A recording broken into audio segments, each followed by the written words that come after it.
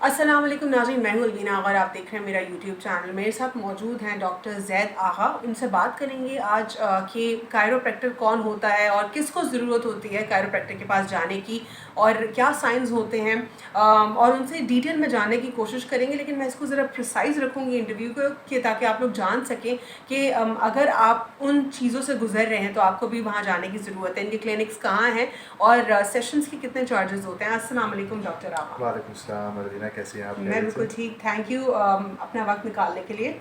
और सबसे पहले ज़रा बताइए कायरोप्रैक्टर होता क्या है, क्योंकि ज़रा कन्फ्यूजन है।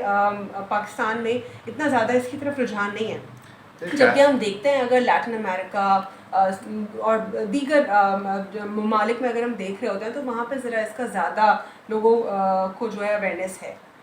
देखिए chiropractor basically it's a foreign, if ये फॉरेन क्वालिफिकेशन है, ये फॉरेन इलाज का तरीका है। ये बाहर से बेसिकली इसकी बेस है अमेरिका।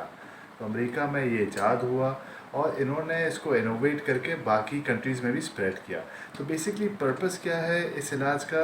ये स्पाइनल कंडीशंस, जोड़ों के दर्दों को हाथों से ट्रीट किया जाता है। इसमें विदाउट सर्जरी, विदाउट मेडिकेशन इसका इलाज किया जाता है इन चीज़ों का, और ख़ुसूसन ये चीज़ों का। अब आप इसके अलावा कोई और इलनेस है तो उसके डॉक्टर्स अलग है। तो ये बेसिकली अगर मैं इसको समराइज़ करूँ तो ये स्पेशलिस्ट होते हैं स्पाइन के और जोड़ों के। ठीक है, यानी स्पाइन और जोड़ों के स्पेशलिस्ट होते हैं। मैं ज़रा इसको स्टडी भी करी थी तो मैंने पढ़ा कि किस तरीके से स्पाइन को फिक्स करने के लिए जो है प्रैक्टिशनर्स जो हैं एक टेक्निक अप्लाई करते हैं ताकि जो ब्लड फ्लो हो वो करेक्ट हो, आपका जॉइंट पेन, मसल पेन, ये सारा ख़त्म हो जाए। दुरुस्त है ऐसा? बिल्कुल दुरुस्त है। बेसिकली इसमें सर्टेन एडजस्टमेंट टेक्निक्स होती हैं। हमें हमारे कोर्सेज़ में पढ़ाया जाता है, सिखाया जाता है कि कैसे आपने इन टेक्निक्स के ज़रिए पेशेंट को फिक्स करना है, क्योंकि रीढ़ की हड्डी अल्लाह ताला ने फ्लेक्सिबल बनाई है। तो फ्लेक्सिबिलिटी हमें ऑफ़र करती है कि हम उसको विदाउट मेडिकेशन या विदाउट इंटरवीनिंग सर्जरी के हम उसको फिक्स कर सकते हैं थ्रू सर्टेन थर्ड्स के ज़रिए, मैनिपुलेशन के ज़रिए और एडजस्टमेंट्स के ज़रिए। इसमें ऑब्वियसली प्रेशर भी लगता है इसमें, लेकिन हर उम्र के हिसाब से जो भी रिक्वायरमेंट होती है वो हम हर पेशेंट के हिसाब से करते हैं। पहले डायग्नोस, पहला मर्ज़ को पता करना है, फिर और इलाज करना है। डायग्नोसिस कैसे होगा? एमआरआई से होगा? देखिए डायग्नोसिस के हमारे पाकिस्तान में प्रॉब्लम ये है कि हमारे पाकिस्तान में इलाज पहले होता है फिर डायग्नोस होता है। तो बात क्या होता है, पेशेंट बेचारा खराबी में ही पल रहा होता है। तो इसको सही करने के लिए सही तरीका, जो बाहर तरीका होता है कि पहले आप मर्ज़ को समझें, आप फिर उसका इलाज निकालें। देखिए बहुत से केसेस आते हैं हमारे पास, मर्ज़ पता चलता है तो हम और एज अ डॉक्टर और बेहतर इलाज कर सकते हैं। लेकिन क्योंकि अनफॉर्चुनेटली पाकिस्तान में लोगों को अवेयरनेस नहीं है, तो लोग भी बेचारे चाहते हैं कि बस हम फ़ौरन बस बगैर देखे दर्द से निकल आए, which is not possible. Short term में आराम आएगा लेकिन लॉन्ग टर्म में फ़ायदा नहीं है। ठीक, साइंस ज़रा बता दीजिए कि कौन कौन से साइंस ऐसे हैं आपको जाना ज़रूरी है कायरोप्रैक्टर के देखिए पास? देखिए बेसिक अगर बॉडी पेन है, नॉर्मल बॉडी पेन है, तो हम उसके लिए कहते हैं आप बेसिक अगर बॉडी पेन अगर ये लास्ट करता है हफ्ते या 2 हफ्ते से ऊपर, तो फिर आपको प्रॉपर प्रैक्टिशनर के पास जाना चाहिए।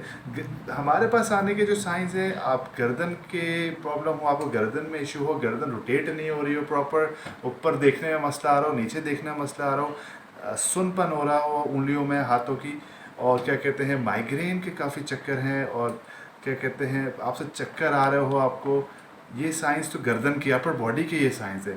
लोअर बॉडी के साइंस पे आऊँ मैं, आपके लोअर बैक में पेन हो रहा हो, अब उसमें मस्कुलर स्पाज़म भी हो सकता है, लेकिन हमें देखना पड़ता है खाली मस्कुलर स्पाज़म है, ये डिस्क का इशू तो नहीं है।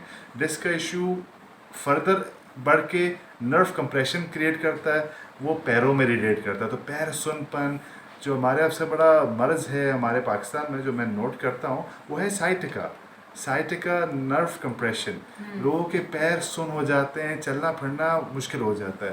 पहले हम ये समझते थे खाली ये बुढ़ापे की बीमारी है, ये एक एज में जाके होती है, लेकिन हमने ये देखा है कि ये नर्व कभी भी कंप्रेस हो सकती है अगर उसमें गलती की गई हो, वज़न उठा लिया हो, फॉर एग्जांपल अब्रप्टली झटका लग गया हो, तो वो नस दब जाती। तो बहुत सी साइंस हैं। कोई भी दर्द देखिए, स्पाइन का दर्द हो जो हफ्ता 2 हफ्ते से ऊपर नहीं ठीक हो रहा हो, तो आप विज़िट करें कायरोप्रैक्टर को, आप विज़िट करें और उसको डायग्नोस करवाएं क्या मसला है, लेके ना बैठें। ठीक है। डॉक्टर साहब ये भी बता दीजिए कि आपकी क्लिनिक्स कराची में कहाँ हैं, देखिए या इस्लामाबाद में भी हैं, पाकिस्तान में कितने शहरों जी में हैं अभी? जी जी बिल्कुल। देखिए हमारे 2 क्लिनिक्स हैं अभी, कराची में और इस्लामाबाद में। तो बेसिकली हमारा कराची में तो गुलशन इकबाल में है, और एक डिफेंस में हमारा सेंटर है फेज़ 7 एक्सटेंशन पे। 2 जगह हैं कराची में। हमारा इस्लामाबाद में है G8 मरकज़ पे, कैपिटल डायग्नोस्टिक सेंटर के अंदर। और हम लोग एक टीम है डॉक्टर्स की, मैं doctor Zaid, doctor Agha Ibrahim, doctor Aska and doctor Shania. तो 3-4 लोगों की मेंबर टीम है जो क्वालिफाइड डॉक्टर्स हैं, जो आपको पहले स्टडी करेंगे, फिर आपका इलाज की तरफ चलेंगे। ठीक है। और सेशन की भी बता दीजिए चार्जेस, कि क्या ये वेरिएट करेंगे जी पेशेंट्स देखिए के लिए या कोई फिक्स देखिए चार्जेस एक होते तो हैं? वेरिएशंस होती हैं। देखिए सीनियर डॉक्टर्स की वेरिएशंस होती हैं, और मीडियम डॉक्टर्स की होती हैं, और जूनियर डॉक्टर्स की होती हैं। तो ये वेरिएट करती हैं एंड अकॉर्डिंगली क्या चीज़ का इलाज करवा रहे हैं। फुल स्पाइनल एडजस्टमेंट है, पूरी स्पाइन की है, तो उसका वेरिएट करता है 10 to 15,000। ठीक है। अगर खाली एक हिस्सों का है, एक पर्टिकुलर इश्यूज़ का है, तो 8 to 12,000 के दरमियान होता है। तो ये वेरी करता है। अगेन ये और भी वेरी करता है कि आप इशू कितने डिस्क आपके प्रॉब्लम में है, कितना बड़ा मर्ज है, और डॉक्टर कौन सा आपका एक्सपीरियंस हो रहा है। ठीक है, क्योंकि जितना एक्सपीरियंस डॉक्टर होगा ऑब्वियसली उसकी एक्सपर्टीज़ ज़्यादा होगी। ठीक है। बहुत बहुत शुक्रिया डॉक्टर साहब ज्वाइन करने के लिए, और बहुत ही प्रिसाइज जो है उन्होंने समझाया हमें, और बहुत क्लियरली समझाया कि कायरोप्रैक्टर कौन होता है, क्या करता है, और आपको उनके पास क्यों जाना चाहिए।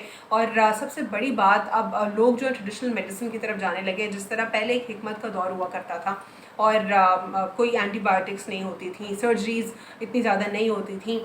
अब जो है लोग बहुत ज़्यादा तंग आकर, क्योंकि अनफॉर्चुनेटली जहाँ पे मेडिसिन एक अच्छा प्रोफेशन है, साथ ही साथ इसको एक इस तरह का प्रोफेशन बना लिया गया कि फार्मास्यूटिकल कंपनीज़ के टारगेट्स होते हैं, डॉक्टर्स को अचीव करने होते हैं, और फिर पेन किलर्स 10-10, 12-12 पेन किलर्स खा रहे हैं लोग, और एक ही दिन में मल्टीपल पेन किलर्स खा रहे हैं, एंटीबायोटिक्स खा रहे हैं, और इंजेक्शंस की तरफ जा रहे हैं, हाई डोज।